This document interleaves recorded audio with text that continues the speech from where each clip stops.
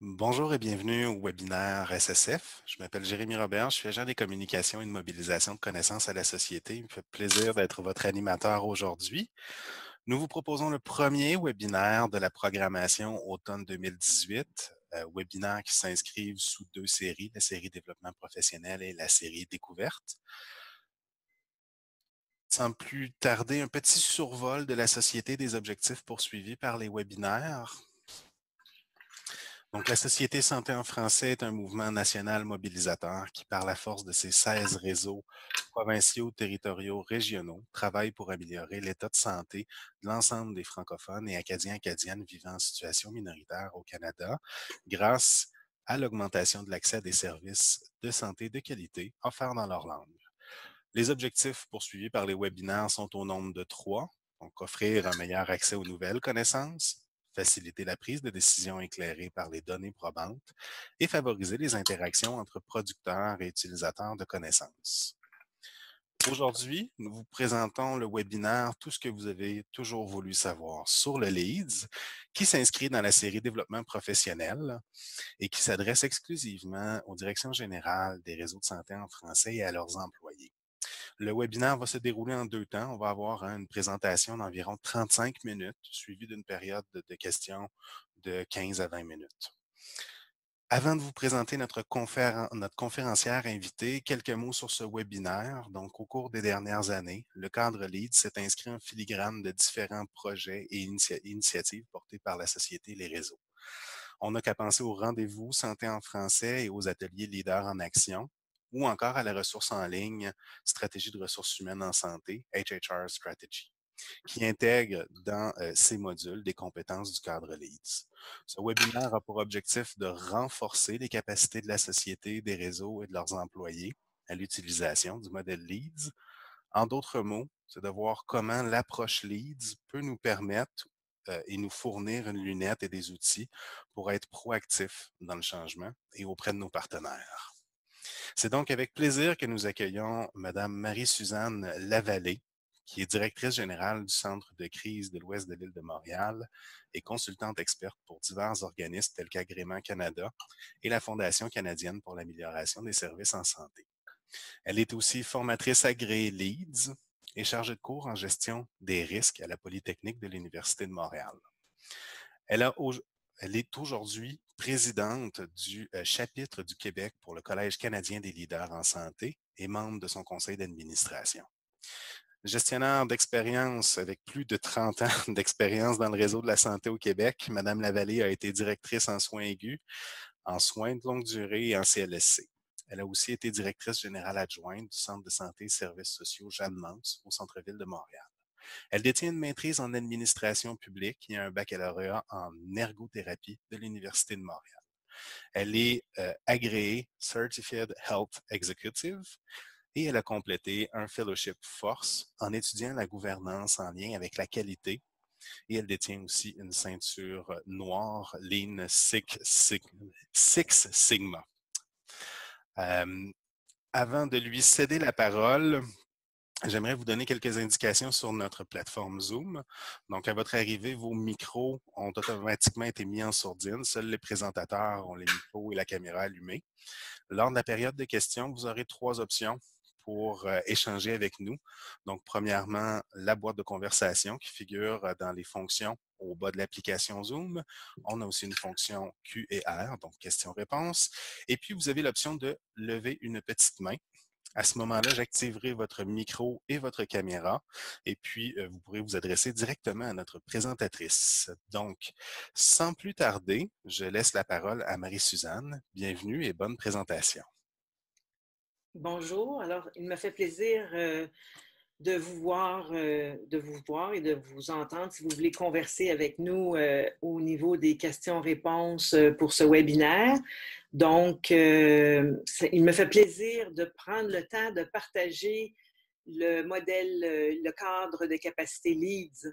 Alors, quand j'ai découvert ce modèle de leadership après plusieurs années dans le réseau, j'ai compris qu'enfin, on pouvait avoir quelque chose qui clarifiait comment, comme chef d'équipe, comme gestionnaire intermédiaire ou comme directeur, on pouvait avancer davantage et se développer grâce à ce modèle-là et à contribuer à nos organisations pour que ça aille bien. Donc, j'espère que ça pourra vous éclairer sur comment on peut utiliser le modèle. Je vais mettre en écran partagé pour voir la présentation. Ça vous va?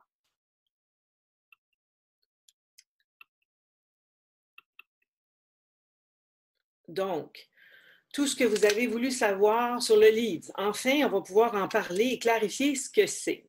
Alors, dans un premier temps, je vous souhaite la bienvenue. J'ai vu la liste des gens qui sont inscrits et j'ai vos fonctions dans quelle organisation vous travaillez.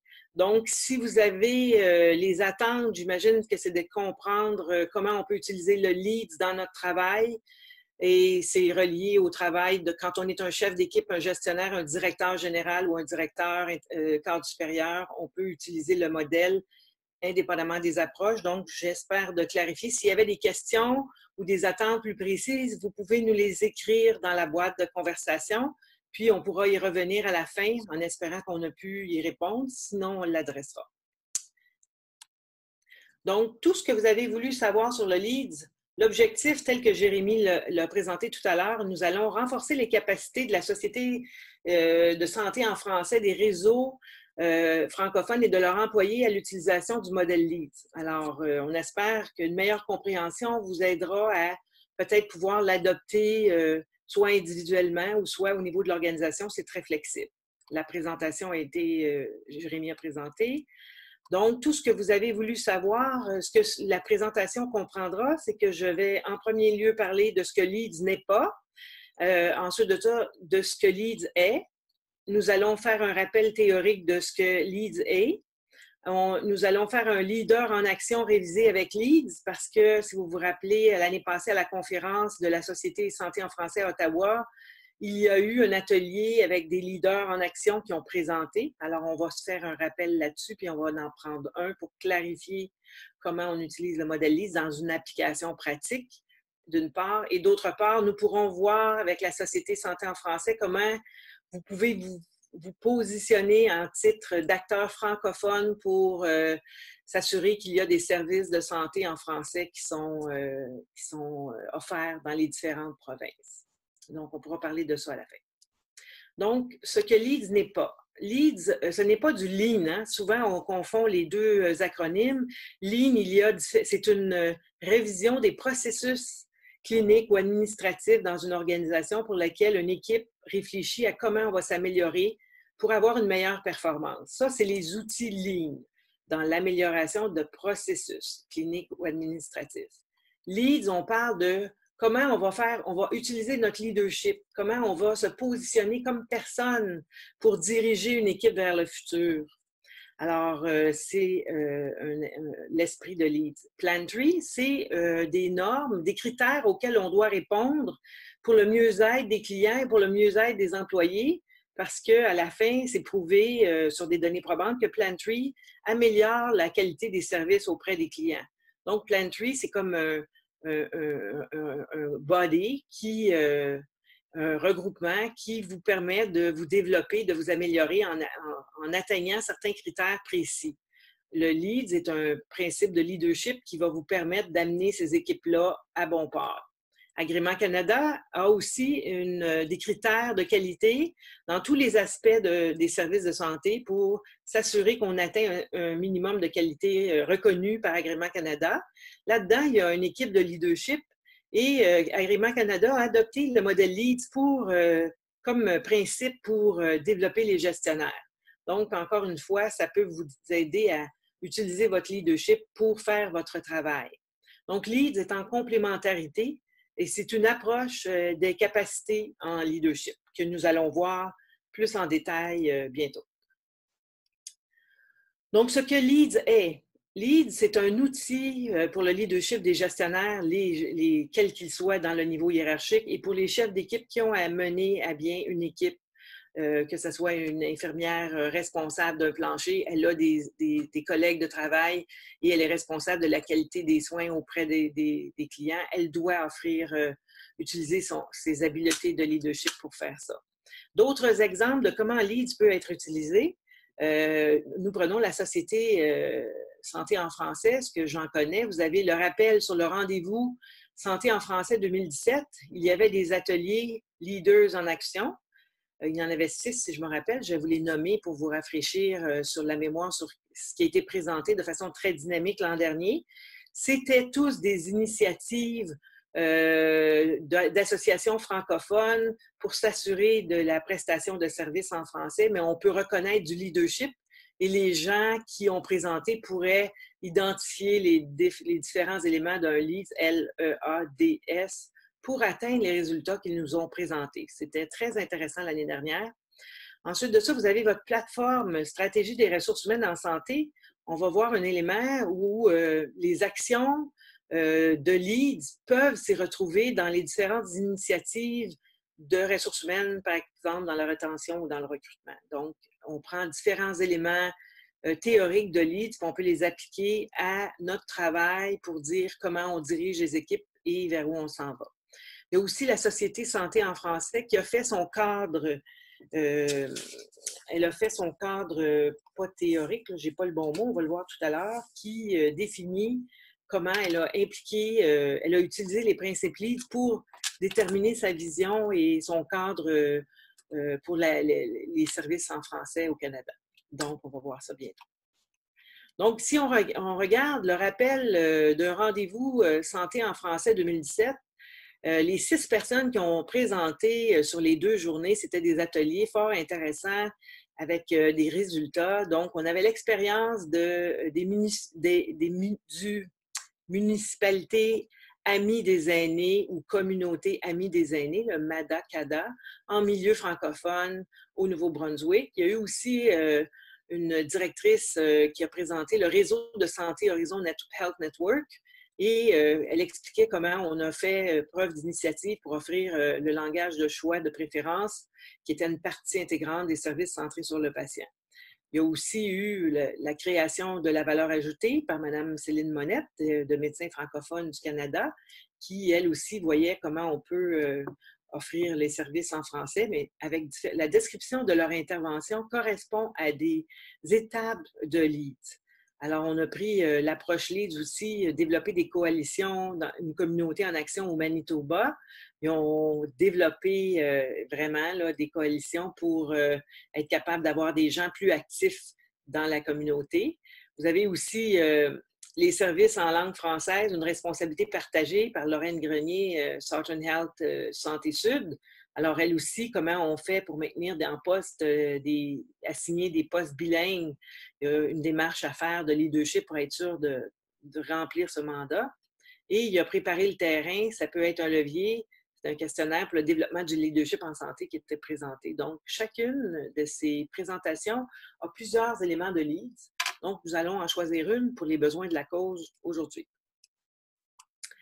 Par exemple, quand on regarde la plateforme ressources humaines en santé de la Société Santé en français, on constate, j'en ai choisi un, là, mais ils ont différentes initiatives, unités.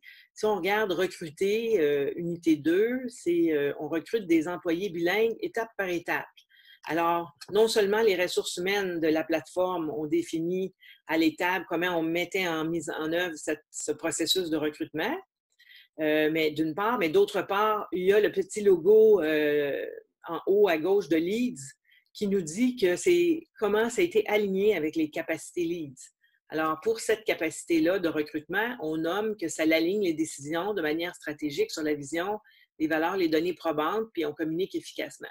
Alors, finalement, on s'assure que, on va voir tout à l'heure que ça correspond à un domaine, mais la capacité en elle-même, elle est déterminée dans LEADS et les ressources humaines, ça fait du sens parce qu'on aligne, quand on recrute les gens, puis on les a bilingues, ça fait partie d'une vision parce qu'on doit offrir avec des valeurs, puis c'est la meilleure chose à faire. Alors, vous utilisez des aspects, des capacités du modèle LEADS dans votre leadership quand vous faites des ressources humaines et vous vous positionnez de cette manière. Ça, c'est un exemple. Un autre exemple, c'est la Société Santé en français. Elle a fait un cadre de mise en œuvre des services de santé en français. Je pense qu'il n'est pas officiellement distribué publiquement. Il y a eu un comité qui a travaillé là-dessus. Quand on regarde ça, c'est très intéressant parce que ça met en œuvre les principes LEADS.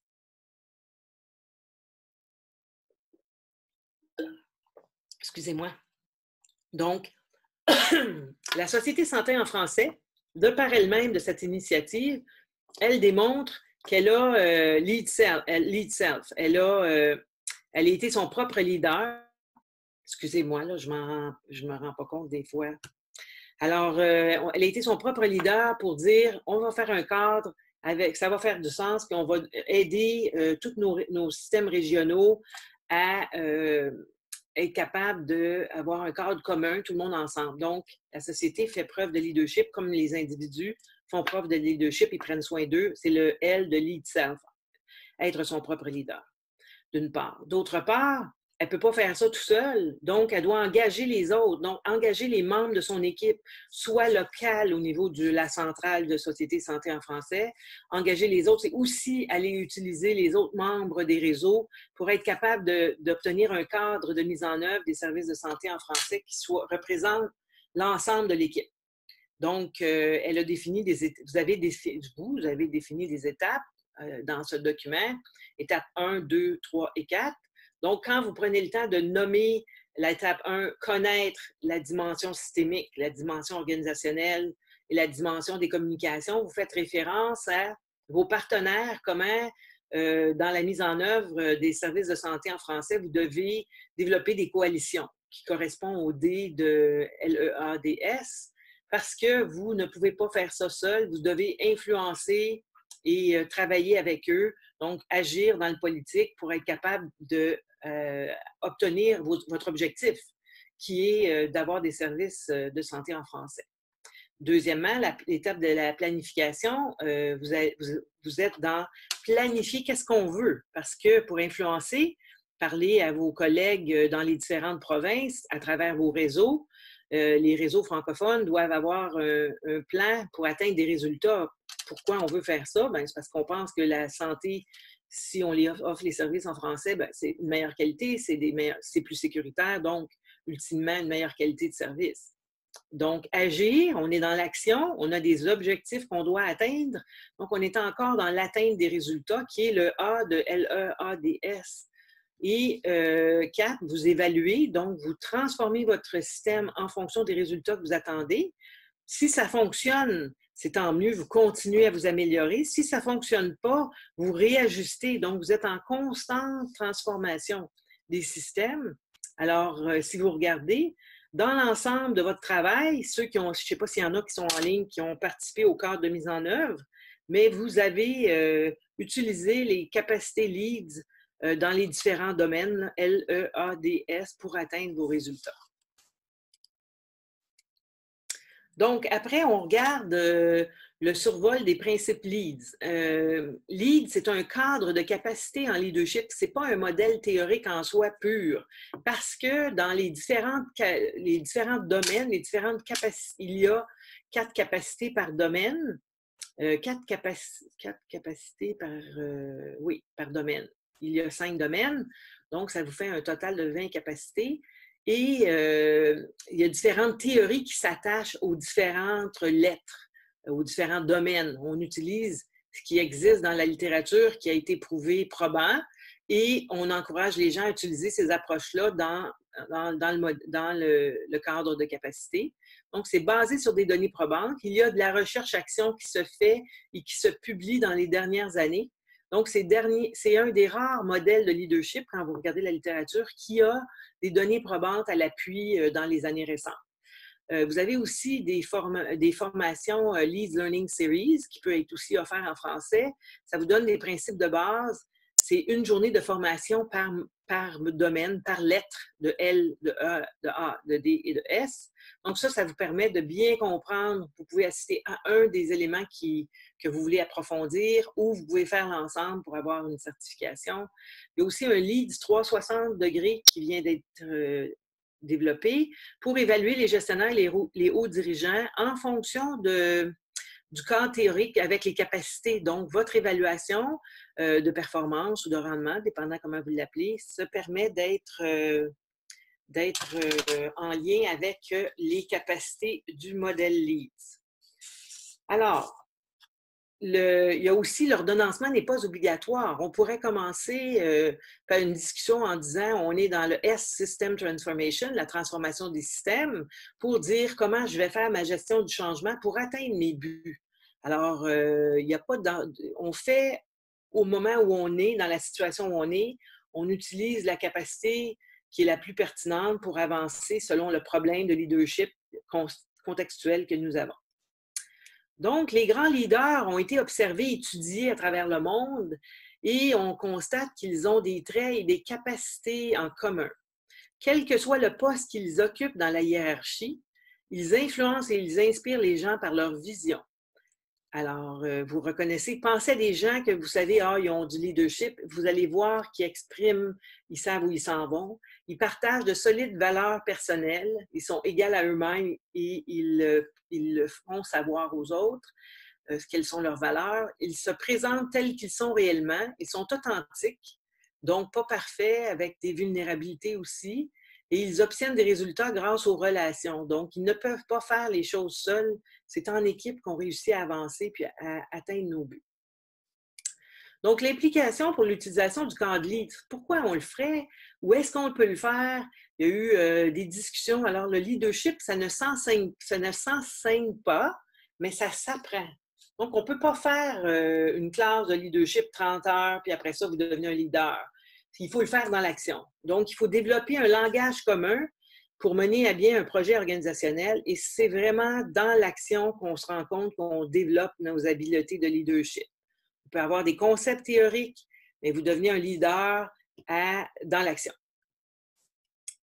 Donc, c'est important aussi, c'est un outil qui est fondé sur... c'est un outil canadien, hein, qui est fondé sur les données probantes, qui aide à renforcer les capacités de leadership en créant un modèle commun en matière de leadership dans l'ensemble du système canadien. Donc, LEADS a été approché dans les différentes provinces. Il y a différentes initiatives qui ont lieu au moment où on se parle. Donc, je ne sais pas si vous, dans votre réseau de la francophonie, vous êtes près d'une organisation qui utilise le modèle LEADS, mais on peut affirmer à ce moment-ci qu'avec LEADS Canada, il y a des initiatives qui ont lieu dans les différentes provinces.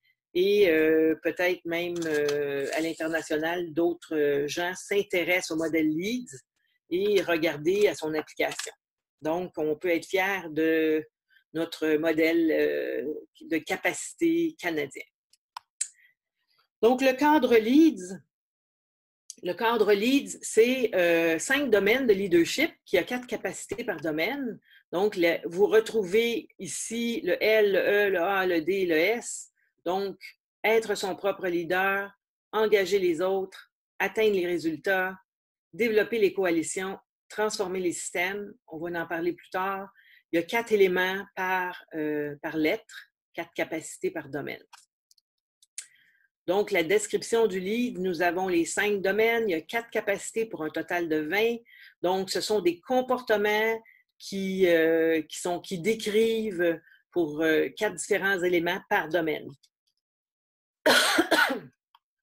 Il y a des différences en ressources humaines quand on gère.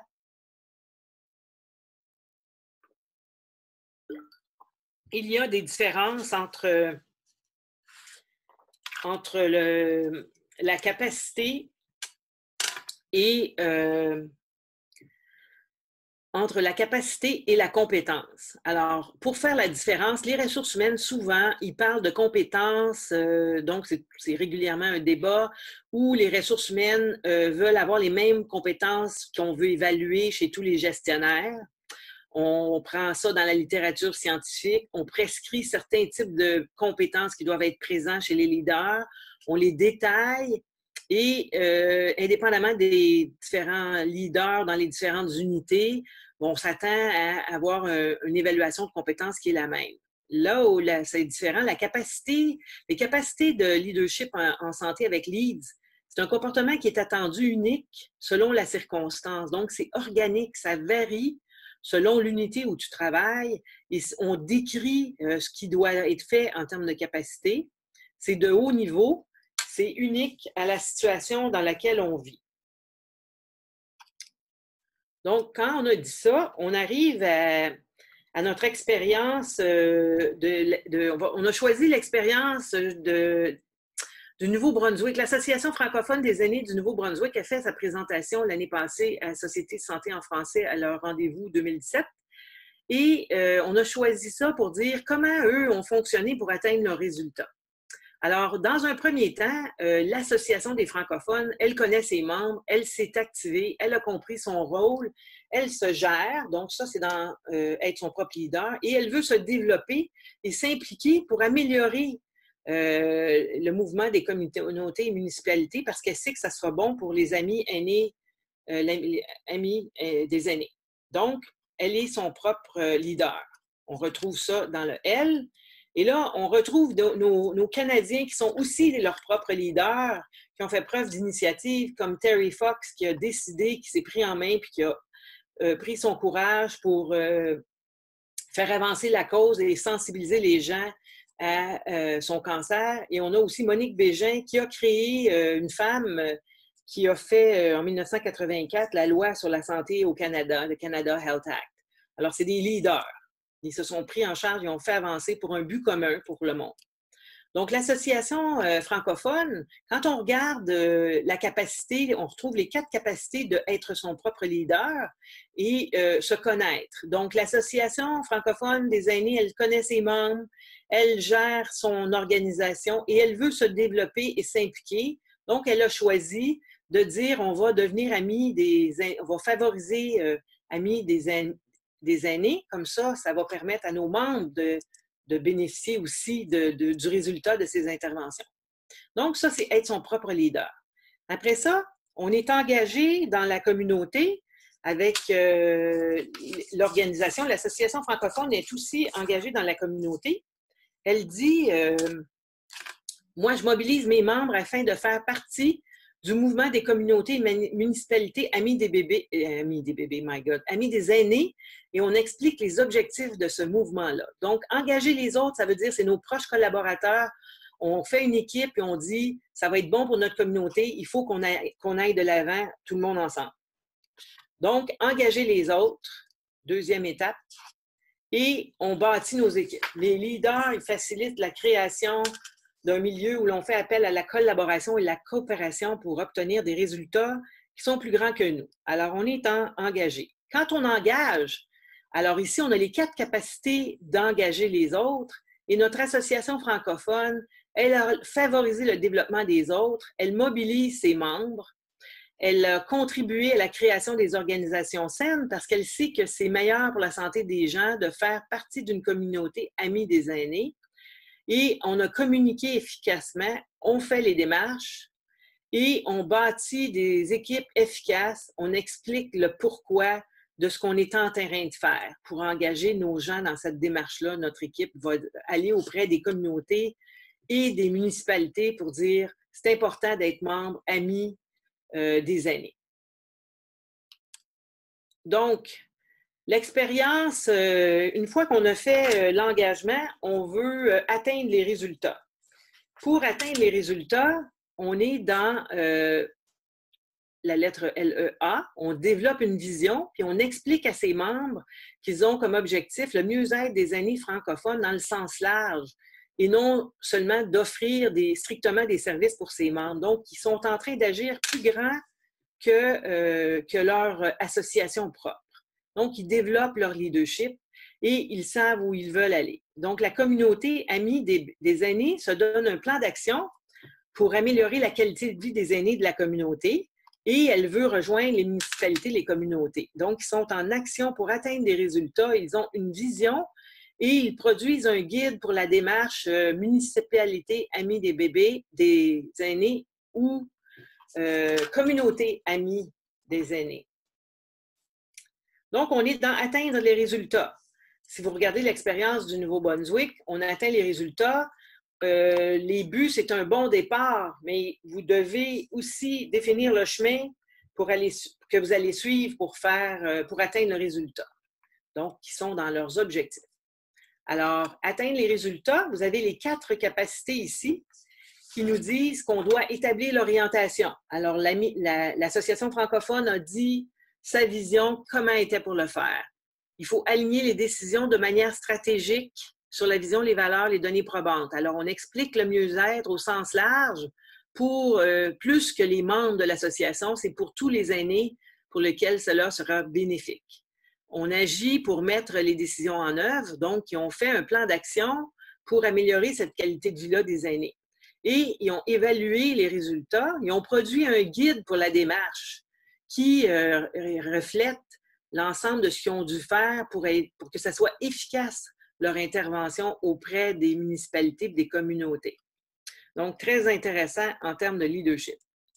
Après ça, ils ont développé le D de Leads des coalitions. Ils ont dit, cette vision-là, elle nous permet d'intervenir dans le mouvement des communautés et des municipalités qui touchent plutôt l'ensemble des aînés et de certaines communautés. Alors, l'association s'est appuyée, elle a fait des démarches auprès des partenaires. Elle a rejoint le comité de parents du Nouveau-Brunswick, elle a rejoint la Fédération des jeunes francophones du Nouveau-Brunswick, elle a rejoint d'autres associations pour lesquelles ce serait long de nommer l'acronyme, et elle a rejoint aussi la Société Santé et Mieux-être en français du Nouveau-Brunswick. Avec tout ce beau monde, on est vraiment dans une coalition de gens qui développent la stratégie pour implanter une initiative probablement provinciale de municipalités amies des aînés et de communautés amies des aînés.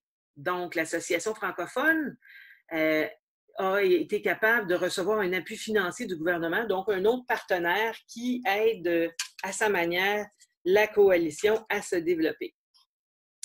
Donc, on est dans le D de développer les coalitions et on doit naviguer l'environnement sociopolitique. C'est naturellement, il faut être équipé avec les partenaires puis voir venir les choses et travailler avec tout le monde pour garder notre équilibre et atteindre nos objectifs.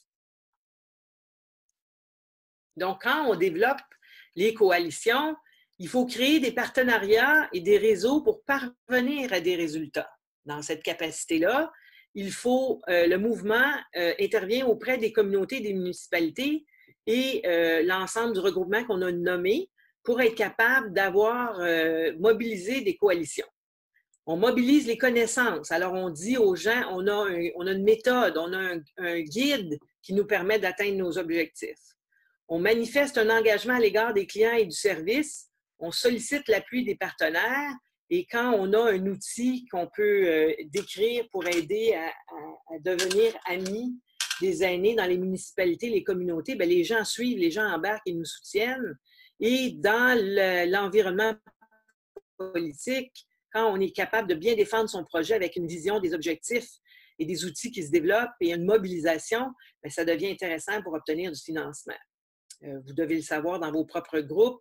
Quand vous voulez obtenir un financement pour quelque chose de spécial, il faut avoir mobilisé l'intérêt et l'objectif pour atteindre les capacités de développer les coalitions. Ensuite de ça, on transforme le système.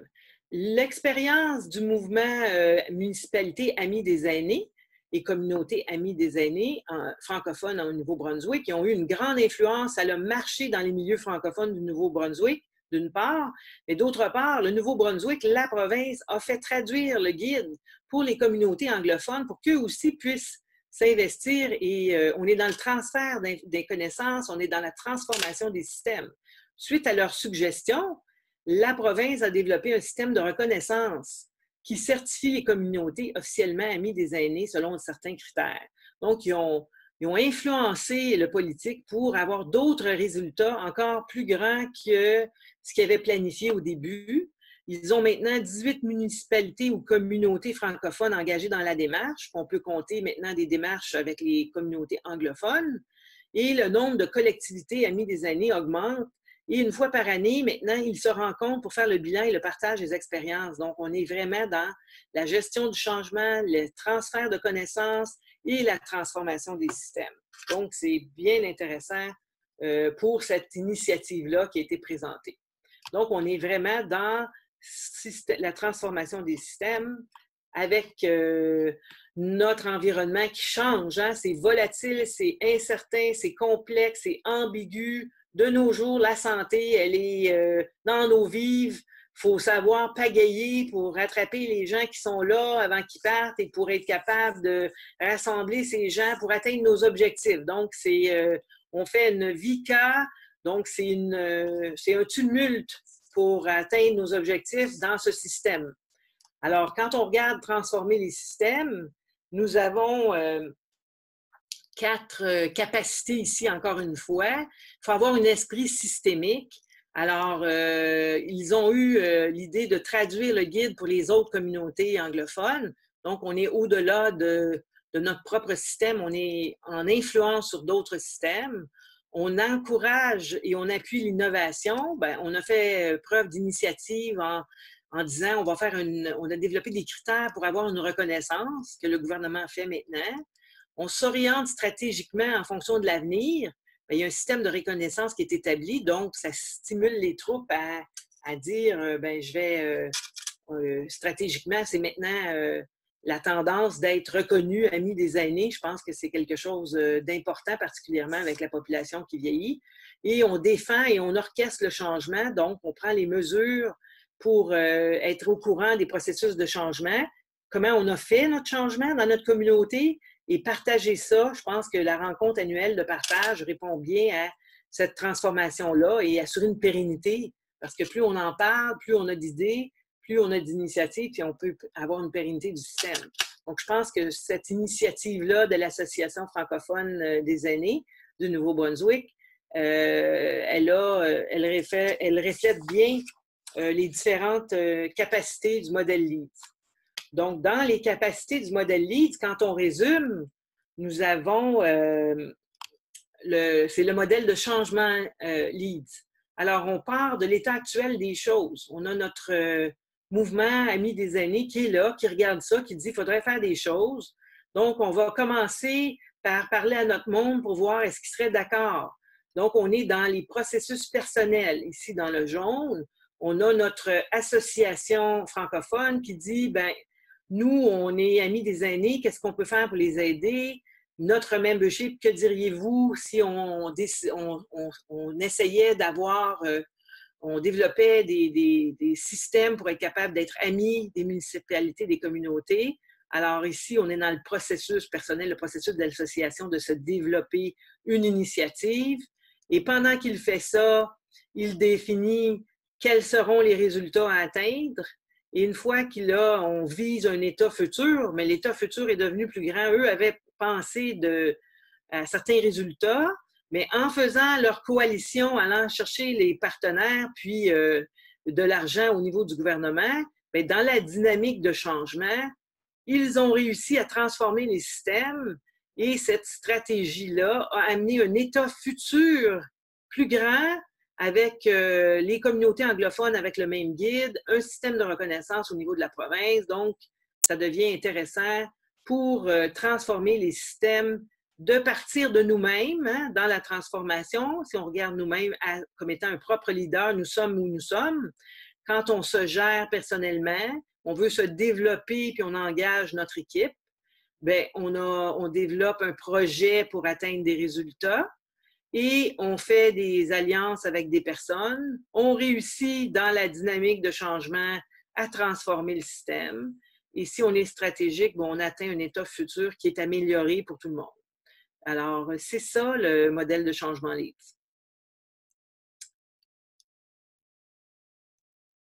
Bon, excusez-moi avec ma diapo, là.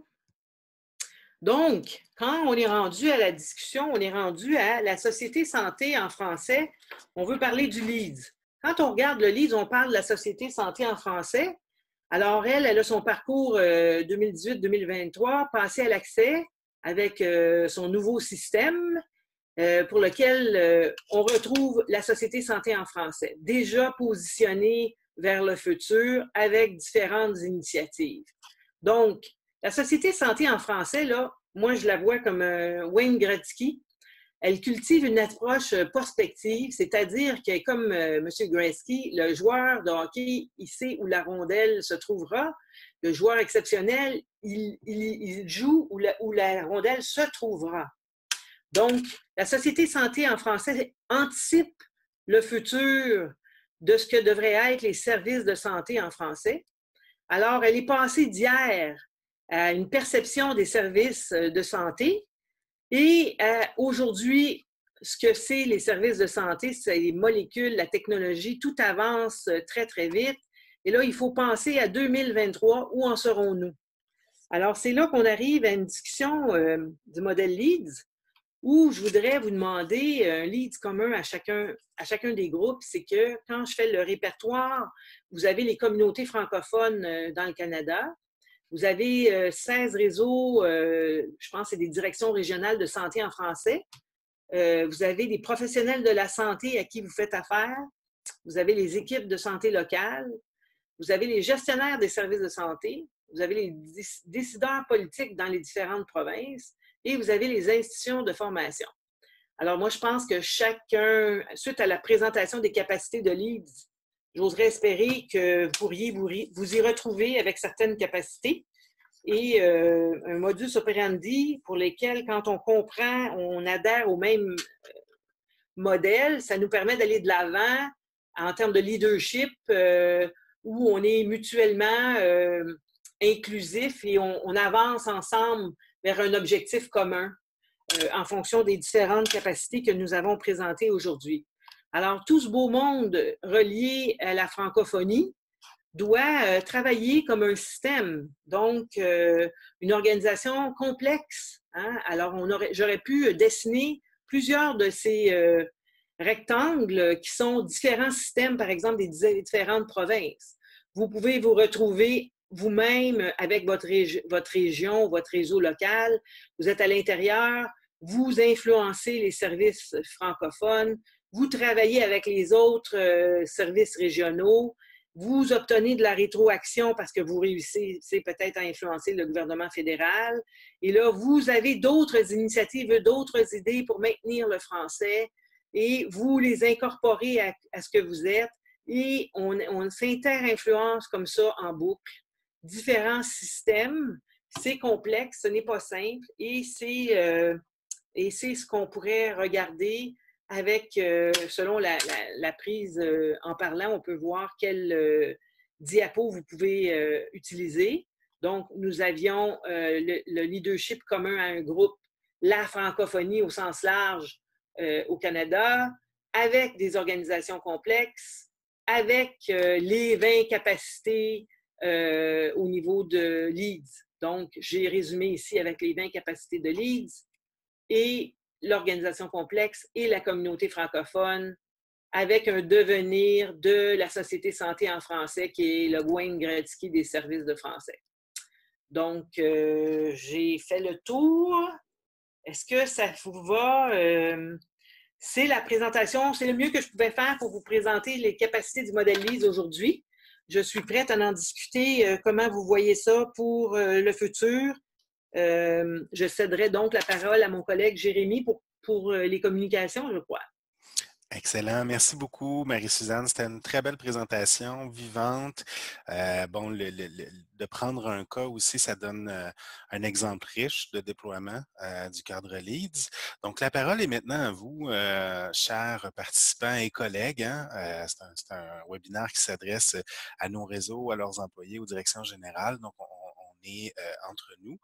Vous avez 3 options pour poser vos questions. Donc, il y a le chat, il y a la fonction questions et réponses et il y a aussi la possibilité de lever la petite main qui est au bas dans votre barre de fonction. Et à ce moment-là, je vous bascule de notre côté, puis on peut interagir ensemble avec Marie-Suzanne. Peut-être, Marie-Suzanne, on pourrait quitter le mode de partage d'écran. OK. Comme ça, on va revenir dans une dimension un peu plus visible pour nos participants. Donc, je sens là, qu'on a des participants qui sont en train de formuler leurs questions, de les écrire. Ça va rentrer dans quelques instants. Mais j'ai beaucoup apprécié la différence, Marie-Suzanne, entre les capacités puis les compétences. Puis, je me préparais une question un peu au niveau de la gestion du changement, puis comment le lead vient en appui à ça, mais tes dernières diaporamas ont vraiment bien balisé comment le lead peut nous venir en appui avec ses différentes composantes dans la gestion du changement. J'ai bien aimé aussi la différence avec les autres modèles de gestion, Plaintree, le Lean et tout ça. Puis, si je comprends bien, dans le fond, le lead s'inscrit un peu au-dessus de tout ça, comme une philosophie de gestion qui vise, dans le fond, à rendre les individus beaucoup plus proactifs face aux situations. Oui, ça clarifie. Quand on enseigne le lead au niveau d'une organisation, moi, j'ai vécu le lead dans mes dernières années de gestionnaire pour moi personnellement. Donc, j'ai mentoré des gens, j'ai travaillé en leadership avec moi, je supervisais des cadres et je favorisais le développement des cadres. Je nommais pas le cadre lead, mais je les développais malgré eux en leadership avec les composantes qui étaient claires dans ma tête sur où j'enlignais mes cadres, d'une part. Et quand on enseigne le lead à l'ensemble d'une organisation avec tous les gestionnaires, avec le même cadre, les mêmes connaissances de leadership, à ce moment-là, ça devient beaucoup plus cohérent de se faire confiance. Je l'ai fait dernièrement dans une organisation et ça permet de se faire confiance, de comprendre où on s'en va. Si on questionne l'atteinte des résultats par rapport au leadership, on dit, ben là, on va atteindre telle vision, tel résultat, oui. Mais là, moi, dans mon leadership, dans mes unités, je ne peux pas le faire en ce moment-ci. Je ne suis pas équipée. On peut utiliser un langage commun de leader pour se faire confiance et dire, je ne suis pas prête. Et c'est mon unité et on est capable de le dire en mots plutôt que de résister et dire ben moi, je ne veux pas faire ça, je ne comprends pas. Là, c'est clair, c'est nommé au niveau du leadership, la capacité de changement de cette unité-là, il y a trop d'absents, trop de malades, on ne peut pas le faire. Donc, ça devient plus clair dans les communications entre gestionnaires. Ah oui. J'ai une petite question un peu plus technique dans la boîte de dialogue. Donc, on nous demande si la présentation va être disponible après le webinaire. La réponse est oui. Oui. Et j'ajouterais même que nos webinaires sont enregistrés, sont disponibles en ligne sur le site de la Société, sur le portail Savoir Santé en français.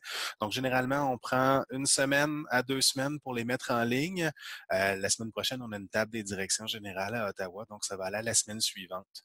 Ça va être disponible. J'ai un autre commentaire aussi, peut-être une question, donc qui est de notre collègue là, Barbara Lausier du Manitoba, donc qui se dit très heureuse que le modèle MADA-CADA porté par les aînés francophones du Nouveau-Brunswick ait servi d'exemple pour démontrer le déploiement du LEAD sur le terrain.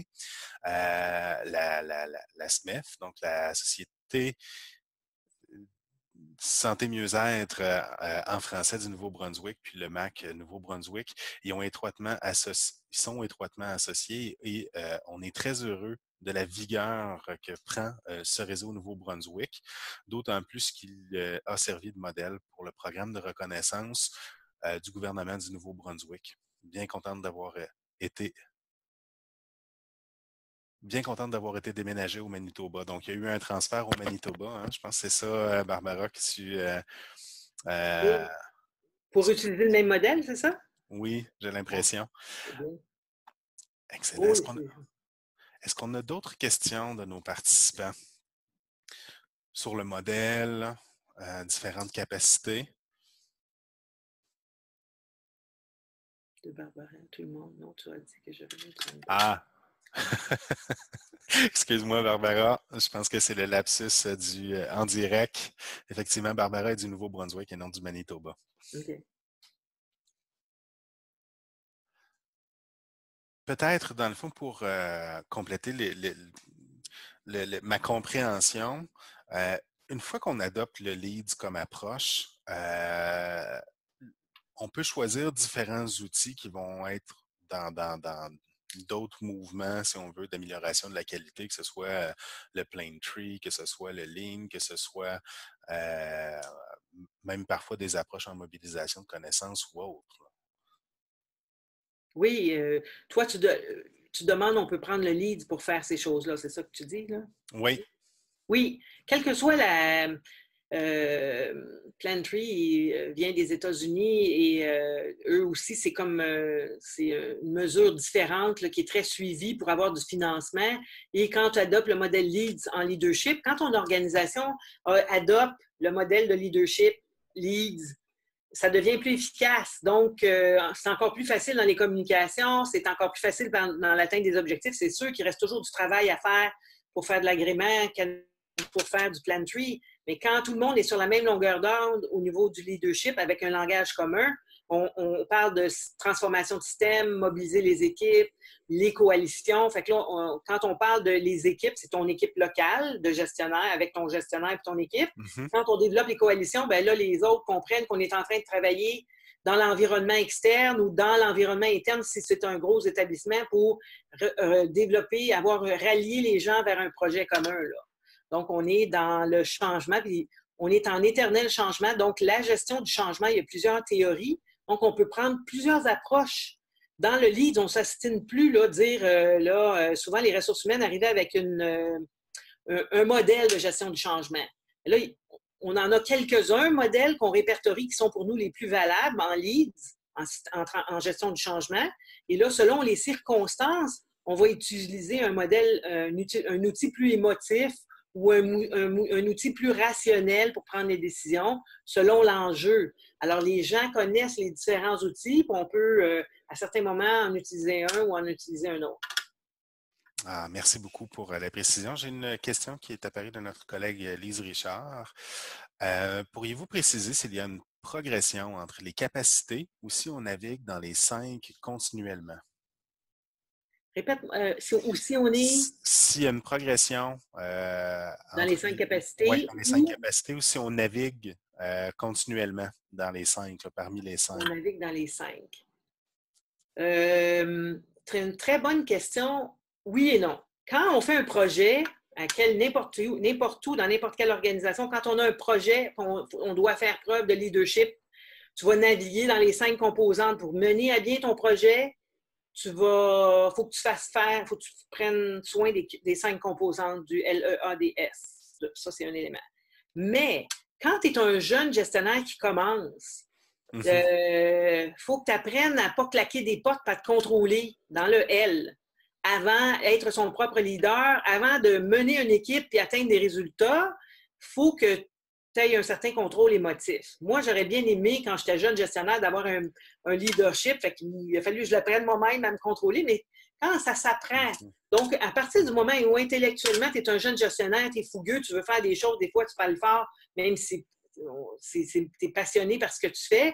En même temps, avec un modèle comme ça, une connaissance des capacités, ben là, tu dis, bon, OK, je suis très enthousiaste, mais on va quand même le présenter d'une manière rationnelle et intéressante, pas trop fougueux, pas d'emportement. Donc, dans le début d'une gestion là, de passionné, on est mieux d'apprendre à se gérer soi-même pour avancer, pour transformer des systèmes. Parce que si tu te mets trop de pression pour tes jeunes gestionnaires, tu vas vouloir tout faire, mais rendu à la fin de transformer le système, tu vas peut-être être trop impulsif parce que tu es sous pression puis tu vas atteindre ton résultat à tout prix. Tandis que alors ça veut dire qu'il faut reculer, il faut se contrôler puis dire il y a quelque chose que les gens n'ont pas compris, il faut qu'on reprenne au niveau de l'équipe. Hein? Le L, le E. Le E, on engage les autres, il faut travailler, en gestion, le développemental, je trouve qu'il y a un aspect développemental au niveau de la gestion. Quand tu es un jeune gestionnaire, tu apprends à te contrôler, à travailler avec ton équipe. Puis quand tu es bon avec ton équipe, tu vas avoir des résultats. Hein? LEA, on atteint les résultats. Puis quand tu es bon, tu réussis tes résultats à l'interne parce que tu es un chef d'unité. Après ça, tu peux développer des coalitions avec les autres chefs d'unité ou les autres hôpitaux pour arriver à transformer ton système. Fait que oui, il y a une partie incrémentale dans le développement, dans la gestion, dans l'histoire d'un gestionnaire qui adopte le modèle Leads. D'une part, il peut se situer par rapport aux 20 capacités, qu'est-ce qu'il y a à améliorer, quelles sont ses forces et faiblesses. Puis, dans une gestion de projet, tu es dans un endroit, tu vis avec tes 5 éléments qu'il faut que tu fasses preuve de leadership. Ah, c'est super intéressant. On a une autre question qui est, est-ce que Leads est une accréditation? Non. Oui, tu as des coachs certifiés Leads qui peuvent faire les évaluations 360. Tu as des facilitateurs qui peuvent aller dans les organisations donner de la formation.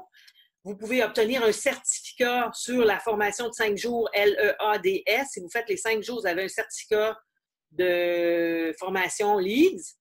Et on a aussi un autre certificat, les facilitateurs internes. Si vous voulez devenir un facilitateur interne dans votre organisation pour l'enseigner à tout le monde, bien, il y a un autre à l'interne. C'est une formation moins exigeante que celle que moi j'ai faite, qui vous permet de devenir un facilitateur, une personne ressource dans votre organisation en Leads.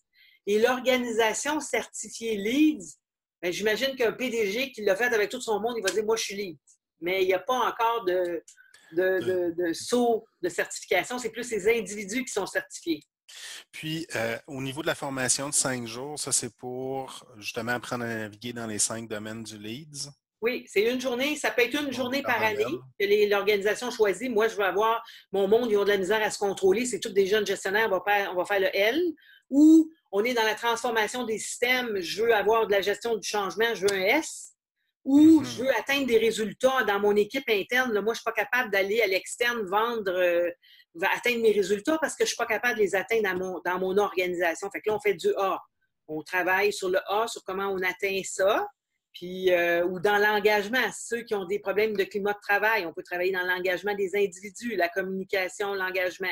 Puis quand on veut naviguer le sociopolitique, nous autres, c'est très touché, on a besoin de financement.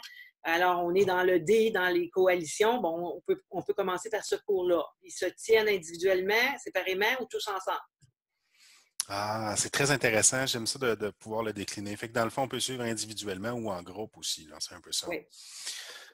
Super. On aurait le temps pour une dernière petite question. S'il y a quelqu'un qui veut taper assez rapidement, j'ai une question dans les questions-réponses. Est-ce que les formations LEADS peuvent appuyer l'obtention d'une reconnaissance CHE? Ça s'en vient. Oui, dans le Canada, là, je suis au Collège canadien des leaders en santé. Je suis membre du conseil d'administration. On est en train de regarder la certification CHE en lien avec le LEADS. Et ça s'en vient, c'est dans la vision future, je vous dirais de la prochaine année, il y aura peut-être des pilotes qui s'en viennent là. Alors les gens vont, oui, on est en train d'arrimer parce que c'est 2 produits du collège. On est en train on a un nouveau DG, c'est quelque chose qui s'en vient, soyez à l'affût. Il y a une province qui est en cours avec ce projet-là.